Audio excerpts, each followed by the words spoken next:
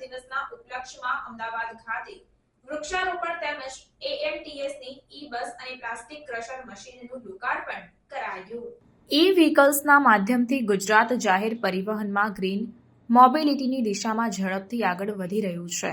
ત્યારે આજે ક્લાઇમેટ ચેન્જની અસરોનો સામનો આખું વિશ્વ કરી રહ્યું છે. ત્યારે મોટા પાયે વૃક્ષારોપણ કરવામાં આવે અને પ્રત્યેક નાગરિક વૃક્ષારોપણના કામમાં જોડાય તે ખૂબ જ જરૂરી છે. માનનીય વડાપ્રધાન નરેન્દ્રભાઈ મોદીએ લોન્ચ કરેલ મિશન લાઈફ પહેલ અંતર્ગત આપણે સૌ ઇકો ફ્રેન્ડલી લાઈફસ્ટાઈલ અપનાવીએ તેવો ખાસ આગ્રહ કરું છું, જેવું મુખ્યમંત્રી ભૂપેન્દ્રભાઈ પટેલે જણાવ્યું.